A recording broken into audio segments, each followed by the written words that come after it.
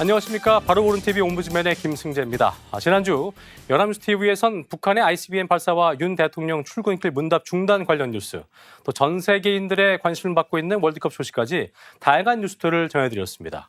오늘 연합뉴스 TV를 말한다에선 뉴스오늘과 뉴스워치, 뉴스센터에서 방송도 했던 다양한 통계 결과를 활용한 보도에 대해서 이민주 시청자 평가원이 모니터링한 내용으로 시작을 하겠습니다.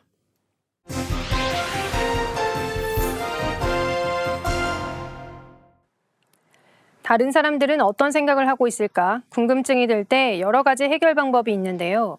그 가운데 하나가 바로 통계 결과를 살펴보는 것입니다. 지난주 연합뉴스 TV에서도 다양한 통계 결과를 토대로 여러 가지 뉴스를 보도했습니다. 먼저 17일 뉴스오늘 보도 살펴보겠습니다.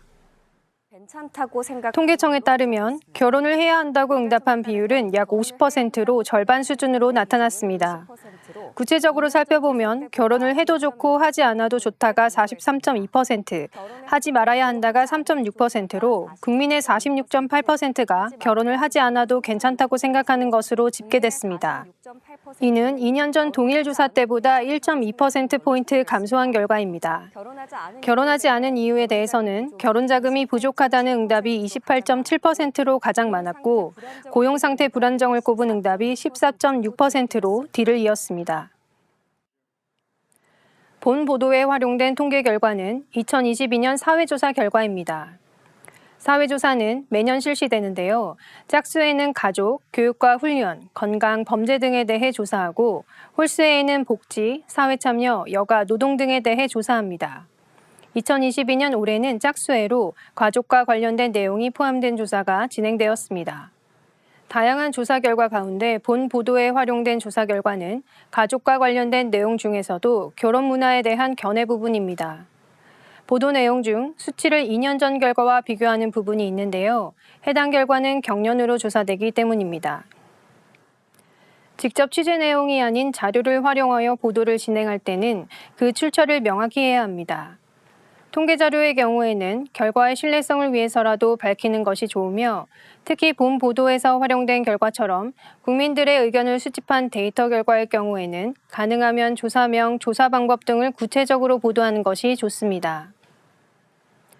이번에 활용된 사회조사는 보도된 내용 외에도 현재 우리나라의 다양한 사회적 단편들을 확인할 수 있는 내용으로 더 궁금한 부분이 있는 시청자들은 추가적으로 찾아볼 수 있도록 전달해 주시기 바랍니다. 다음은 다른 통계 자료를 활용한 보도인데요. 20일 뉴스 10 살펴보겠습니다. 보도는 전기차와 수소차, 하이브리드차 등 친환경차의 국내 누적 등록 대수가 150만 대를 돌파했음을 전했습니다. 국토교통부 통계에 따르면 지난달 10월 말 기준 국내에 등록된 친환경차는 1년 전보다 38.3% 증가한 151만 5천 대를 기록했습니다. 이 중 하이브리드차가 가장 많았고 다음으로 전기차가 36만 5천 대, 수소차가 2만 7천 대 순이었습니다. 특히 전기차는 1년 새 72.7%가 늘어 증가세가 가장 두드러졌습니다. 반면 휘발유차의 누적 등록 대수는 같은 기간 2.7% 증가하는 데 그쳤습니다. 통계 자료는 크게 국민들의 의견을 수집한 결과를 보여주거나 행정적인 자료들이 모여서 만들어진 결과로 구분되는데요. 먼저 살펴본 보도에서 활용된 사회조사 결과가 국민들의 의견을 수집한 결과라면 본 보도에서 활용된 통계 자료는 등록된 차량의 수치를 활용한 것이라고 설명할 수 있습니다. 본 자료는 국토교통부의 자동차 등록 통계인데요. 객관적인 수치인 만큼 해당 수치 자체를 전달하는 것만으로도 의미가 있습니다. 우리나라 친환경차 등록수가 눈에 띄는 증가세를 보이고 있는 반면 휘발유차의 증가세는 더디다는 것만으로도 현재 어떤 변화가 있는지를 짐작할 수 있습니다.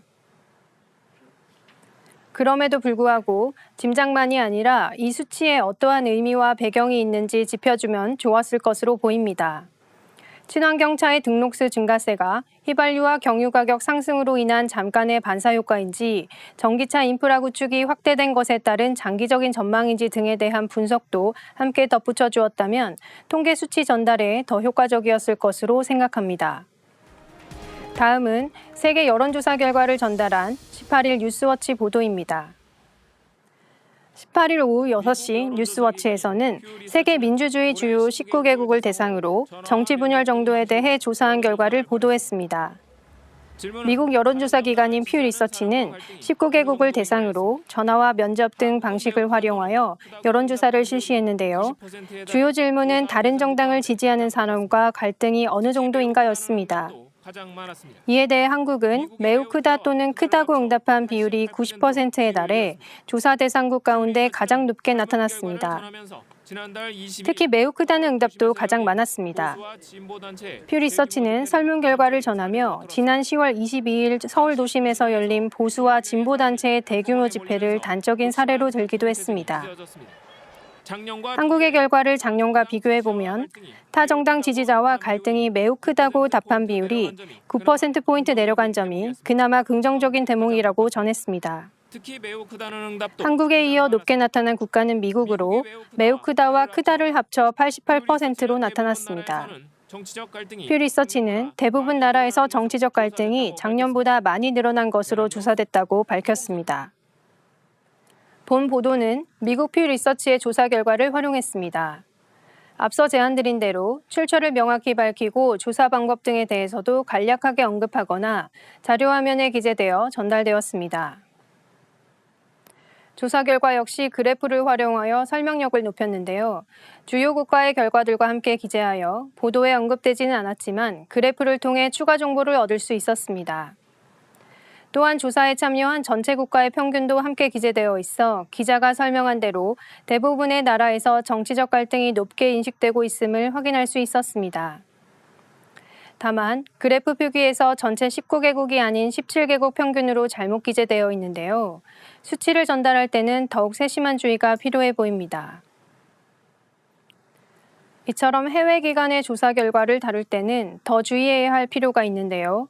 국내 시청자들에게 해당 기관이 어느 정도의 신뢰성을 가지고 있는 기관인지 간단하게라도 설명해 줄 필요가 있습니다. 미국의 퓨 리서치는 약 20여 년의 역사를 가진 여론조사 업체이며 세계 주요 민주주의 국가들의 정치 갈등에 대한 조사를 매년 진행하고 결과를 발표하고 있습니다. 마지막으로 국내 여론조사 결과를 활용하여 논의를 이어간 18일 뉴스센터 1, 2 살펴보겠습니다. 안녕하세요. 안녕하세요. 18일 뉴스센터 1, 2에서는 윤석열 대통령의 국정운영 여론조사 결과를 두고 이종근 시사평론가와 임세은 전 청와대 부대변인이 참석하여 의견을 나누었습니다. 실감이 안 나거든요. 앵커는 한국리서치 등 4개 여론조사 기관이 공동으로 실시한 11월 셋째 주 조사 결과를 전했습니다. 대통령 지지율 윤 대통령 국정운영에 대한 긍정평가가 2주 전 조사보다 2%포인트 하락한 29%로 집계되었다고 전하며 동남아시아 순방 외교 효과 등이 크게 나타나지 않은 점에 대해 질문했습니다. 어떻게 분석하세요? 이에 대해 이종근 시사평론가는 지난 2개월 동안 고정 지지층 외에는 지지율을 상승시킬 만큼의 지지층이 보태지지 않은 것이라고 설명하며 이는 단순히 외교 등 한 번의 이벤트로 지지율이 오르거나 내릴 수 있는 것은 아니라고 분석했습니다. 앞으로 장기적인 비전을 보다 명확하게 국민들에게 제시할 필요가 있다고 덧붙였습니다. 임세은 전 청와대 부대변인 역시 지지율이 박스권에서 움직이지 않는다는 점에 동의하며 과거 대통령 외교 순방 결과를 살펴보면 적은 수치라도 지지율에 긍정적인 효과를 보이는 것이 일반적이나 윤 대통령은 그렇지 못하다는 점을 지적했습니다. 이 부분을 타개하기 위해서는 세대별 수치도 확인할 필요가 있음을 언급했는데요. 최근 있었던 이태원 참사의 경우에도 희생자의 대부분이 20대인 만큼 세대별 지지율 변화 확인은 중요하게 살펴보아야 할 부분이라 강조했습니다. 여론조사, 특히 대통령의 국정운영 평가에 대한 여론조사는 최종 수치 자체만큼이나 분석 역시 중요하다고 생각합니다. 본 대담에서는 전체 수치를 전달하는 한편 수치가 어떻게 변화해 가는지 살펴보는 시계열 그래프가 자료화면으로 함께 제공되어 이해를 도왔습니다. 2%포인트 하락한 수치에 대해서 어떻게 해석할 수 있을지도 쉽게 설명해 주었는데요. 전문가는 해당 수치는 오차 범위 안에서 발생한 차이로 사실상 지지율이 오르거나 내렸다고 설명할 수 없다고 전했습니다. 이는 여론조사 결과를 설명하는 데 꼭 필요했던 부분이라 생각합니다. 전체 수치뿐 아니라 세대별로 살펴볼 필요가 있다는 또 다른 전문가의 지적 역시 필요한 부분이었는데요. 해당 전문가가 이 부분을 언급할 때 세대별 수치 역시 시계열 그래프로 함께 제공되었다면 좋았을 것으로 보입니다.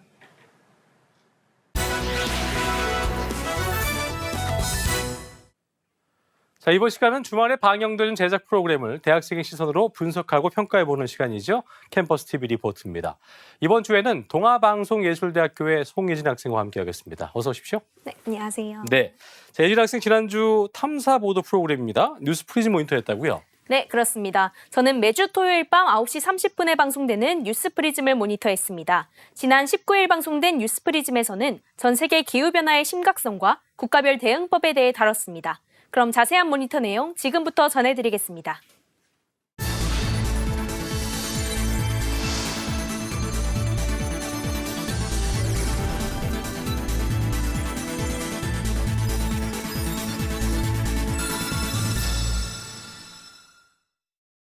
기후변화 대응을 위해 방송은 올해 유엔 기후변화 협약 당사국 총회가 무거운 분위기 속에서 열렸다는 말로 시작합니다. 우크라이나 전쟁으로 친환경 에너지 대응보단 당장의 에너지난 해결에 발등에 불이 떨어졌다고 합니다. 기후변화의 심각성엔 이미 경고등이 켜졌다는데요. 생태계 파괴와 식량 문제를 넘어 인류 문명이 위태로울 거란 목소리도 나오고 있는 상황이라 전합니다. 천연가스 수입의 40%를 의존해온 러시아가 가스관을 걸어 잠그며 각국의 가스 확보 쟁탈전에도 불이 붙었다는데요. 자연스럽게 자국 이기주의가 다시 고개를 들었다고 합니다. 미국의 조 바이든 대통령은 러시아의 전쟁은 전 세계가 화석연료에 대한 의존에서 벗어나기 위한 전환이 시급하게 필요하다는 것을 보여줬다고 말합니다. 온실가스 배출 1, 2위를 다투는 미국과 중국은 정상회담을 통해 기후변화와 관련한 대화를 재개하기로 했다는데요. 개발도상국의 기후변화 피해 보상을 위한 기금 마련 논의가 어려움을 겪고 있는 상황에서 미중의 솔선수범은 괄목할 만한 성과를 거둘 수 있을지에 대한 질문을 던지며 국제사회가 기후변화와의 힘겨운 싸움을 준비하고 있다고 전합니다. 우리나라는 세계 10대 온실가스 배출국이라고 하는데요. 지난해 한국의 이산화탄소 배출량은 영국과 프랑스보다도 많다고 합니다. 이에 우리나라도 최근 기후변화로 재난을 겪는 일이 잦아지고 있다고 하는데요. 지난 100년간 한반도 기온은 1.6도가 올라 지구 평균보다 온난화 속도가 2배나 더 빠른 상황이라 말합니다. 올해 북극 해빙은 예년보다 적은 상태이며 특히 한반도에 영향을 주는 카라바렌츠 해역이 제대로 얼지 못하고 있다고 합니다. 햇볕을 반사할 빙하가 줄면 북극 고온 현상은 가속화하고 찬 공기를 감싸던 제트 기류는 비정상적으로 흘러 날씨가 요동치는 것이라고 전합니다. 동태평양의 수온이 평소보다 낮아지는 라니냐도 복병이라고 하는데요. 3년 연속 라니냐가 이어지는 트리플 딥은 21세기 들어 처음 있는 현상이라고 합니다. 이에 기습 한파와 이상 고온이 번갈아 나타나는 변칙적인 겨울이 될 가능성이 커졌다고 전합니다.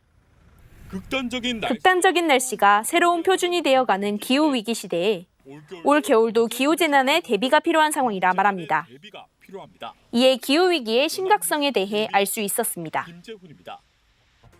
개발도상국들은 선진국들이 그동안 탄소 배출을 많이 해 지구를 병들게 했으니 치유 비용을 그만큼 많이 내야 한다고 주장한다고 하는데요. 개발도상국들이 탄소 배출을 줄이는 데 필요한 비용을 선진국에서 지불할 것을 주장하고 있다고 합니다. 예를 들어 콩고 민주공화국은 최근 원시림을 밀어내고 천연가스를 개발한다고 선언했다는데요. 콩고 분지의 열대우림은 세계에서 두 번째로 큰 열대우림으로 막대한 양의 탄소를 흡수하는 데 중요한 역할을 하기 때문에 선진국들은 콩고 민주공화국을 말렸지만 시민들의 굶주림을 모면해야 한다며 이를 거부했다고 전합니다. 브라질, 인도네시아, 민주콩고는 이번 기후변화 당사국 총회 기간에 전략적 동맹을 결성하며 열대우림 보전의 대가로 청구서를 내밀 것으로 보인다고 말합니다.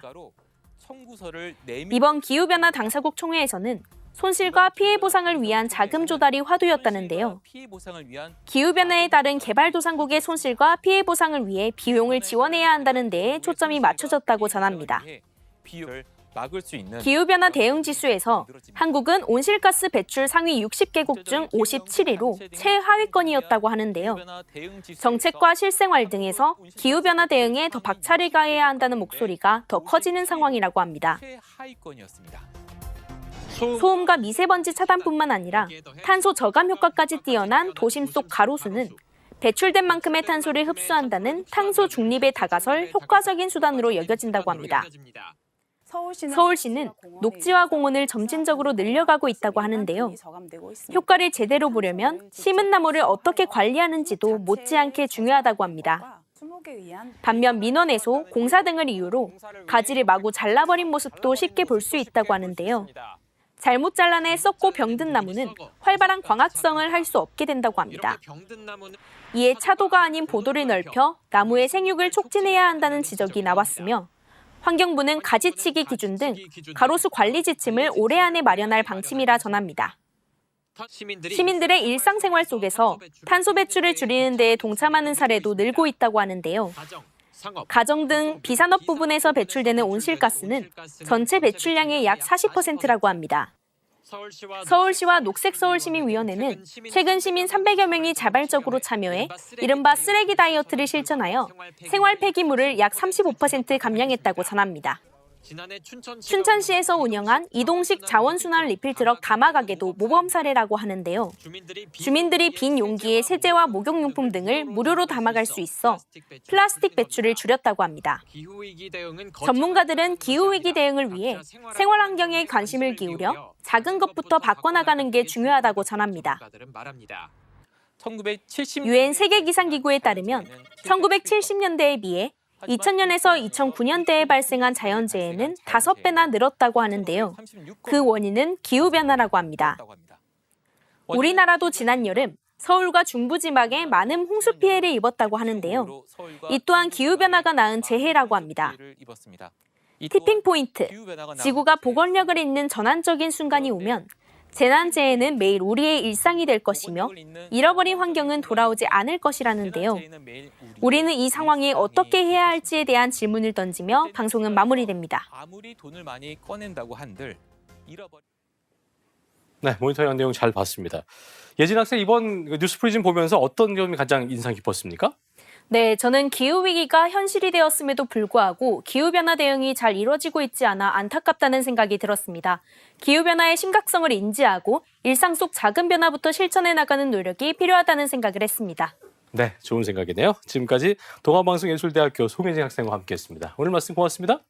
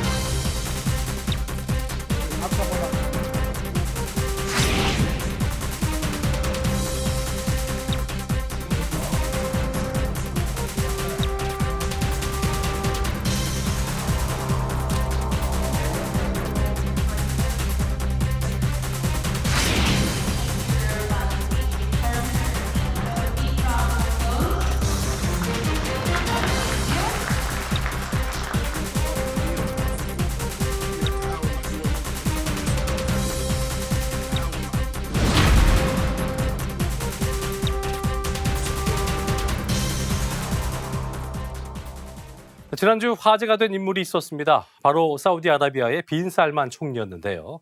그의 방한 소식에 언론들이 많은 뉴스들을 보도하기도 했습니다.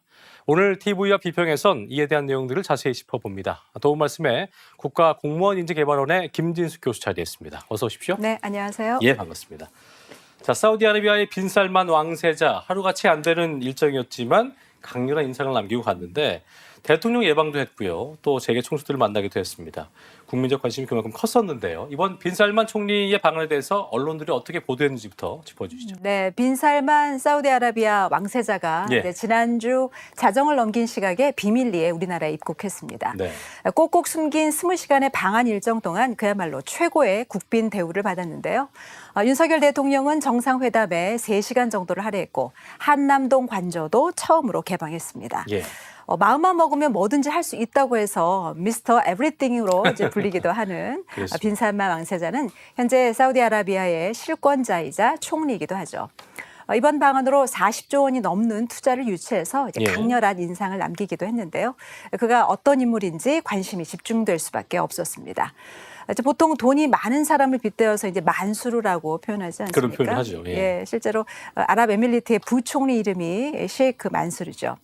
그런데 이제 빈살만이 어떤 사람이냐면 만수르보다도 10배 이상 부자인 자산만 2조 달러, 한화로 2,800조 원에 달한다고 합니다. 어마어마하군요. 예.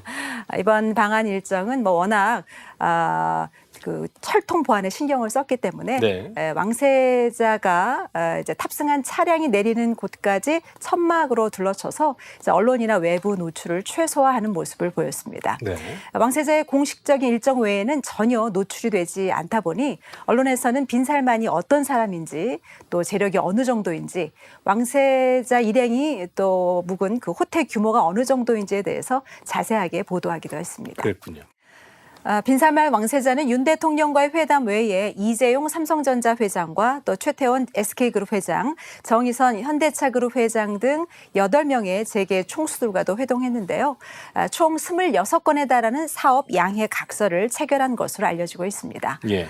언론에서는 이번 방안이 어느 정도의 경제 효과가 있는지 집중 분석했습니다.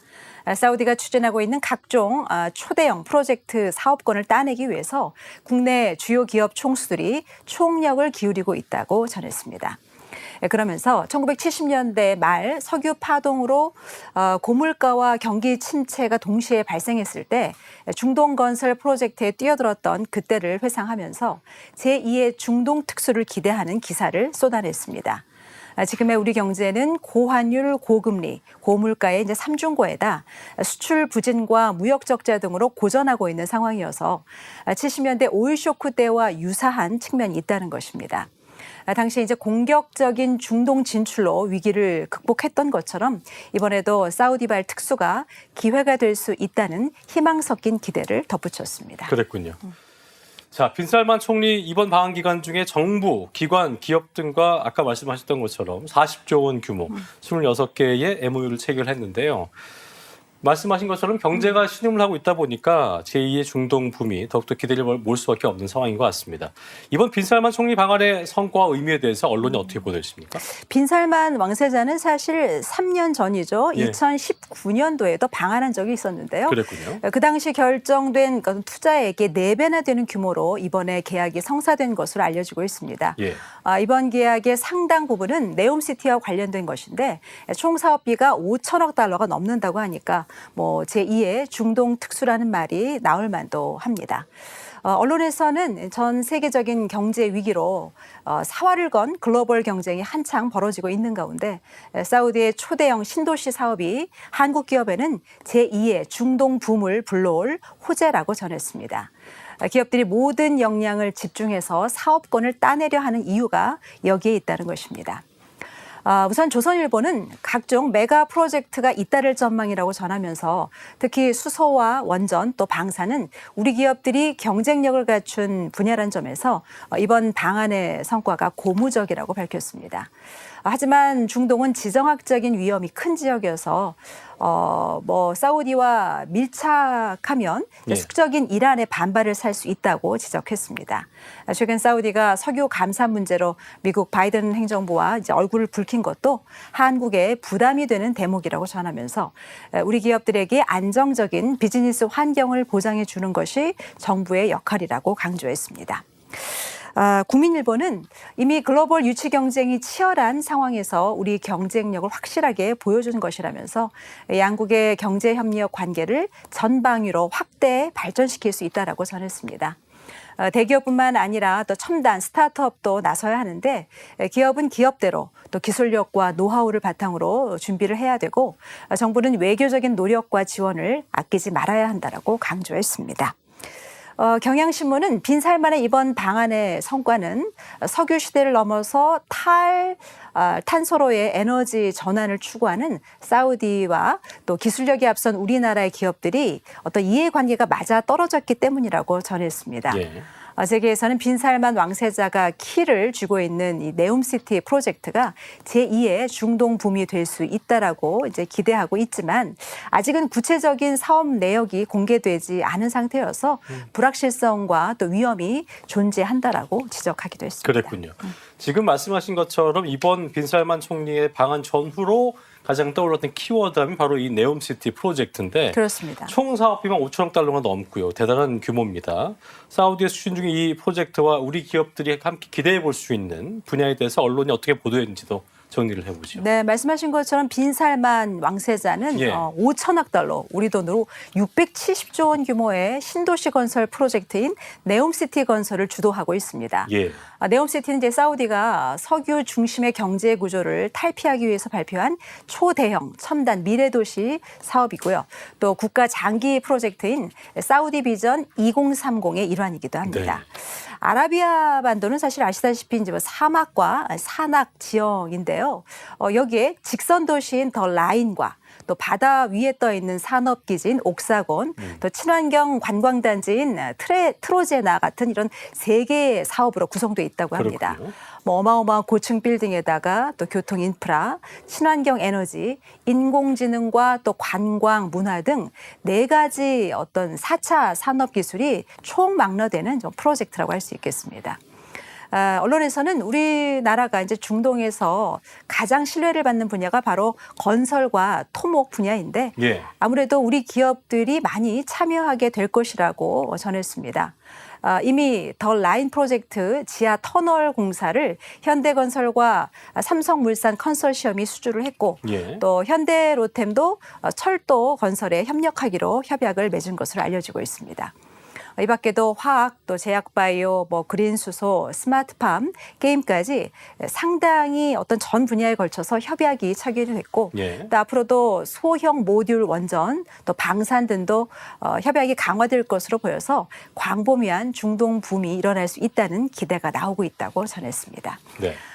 과거에 이제 플랜트 중심의 산업에서 벗어나 인공지능이나 사물 인터넷, 도심 항공교통 같은 미래의 먹거리로 꼽히는 이런 사업이 네옴시티에서 펼쳐진다면 포스트 오일 시대에도 대비할 수 있다는 분석입니다. 최근에 이제 22개 민간 기업과 수주 지원단을 꾸려서 사우디 현지를 방문한 원희룡 국토교통부 장관은 네. 연합뉴스 TV에 직접 출연을 하셨죠. 그래서 우리의 대기업뿐만 아니라 우리의 중소기업도 함께 진출할 수 있는 방안을 강구해야 한다라고 강조하기도 했습니다. 예, 기억이 납니다. 자, 1970년대 우리 경제 도약을 이끌었던 것이 바로 이 중동 특수였는데요. 이게 재현이 되고 또 경제적인 성과로 좀 이어지려면 언론의 역할도 중요할 겁니다. 끝으로 어떤 점에 신경을 써야 될지 짚어주시면서 마무리 짓겠습니다. 네, 좀 전에 말씀드렸던 그 사우디 비전 2030 계획에는 우리나라가 5대 중점 협력국에 선정돼 있어서 이번 빈살만 왕세자의 방안이 한껏 기대감을 끌어올린 것은 사실입니다. 예.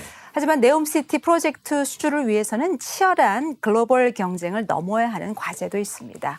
워낙 큰 사업이라서 사실 사우디에서도 기대 반, 걱정 반이라는 그런 말이 나오고 있는데요. 그럴 수 있겠죠. 예. 협약이 모두 실제 사업으로 연결되는 건 아닐 수도 있기 때문에 너무 일찍 샴페인을 터뜨리는 것은 경계해야 할 것입니다. 예. 언론은 이제 지정학적 리스크가 있는 중동의 정세에 좀 더 관심을 기울여서 예. 우리에게 미칠 영향을 분석하고 그 대안을 제시해야 할 것입니다. 중동은 국제 기준에 아직까지 맞지 않는 법규가 여전히 많고 저가 수주나 사업 기간 등 위험이나 변수가 있다는 점을 간과해서는 안 될 것입니다. 우리 기업이 현지에 진출했을 때 현실적으로 부딪힐 수 있는 문제점을 전망해서 예. 대비할 수 있도록 하고 또 우리 기업의 장점과 또 과거의 성공 사례 등을 보도해서 국민적인 관심을 이끌어도 좋을 것 같습니다. 이번 사업이 우리 경제에 활력을 불어넣는 돌파구가 되기를 기대해 봅니다. 예, 네옴시티 프로젝트가 우리 경제 활력으로 이어지길 저도 기대해 보겠습니다. 지금까지 국가공무원인재개발원 김진수 교수와 함께했습니다. 오늘 말씀 고맙습니다. 네, 고맙습니다. 네, 저희 옴부즈맨 제작진은 여러분의 다양하고 소중한 의견들을 기다리고 있습니다. 방송을 보시고 느낀 소감을 연합뉴스 TV 홈페이지나 시청자 게시판이나 SNS로 보내주시면 됩니다. 저희는 다음 주 시간에 다시 인사드리겠습니다. 여러분 고맙습니다.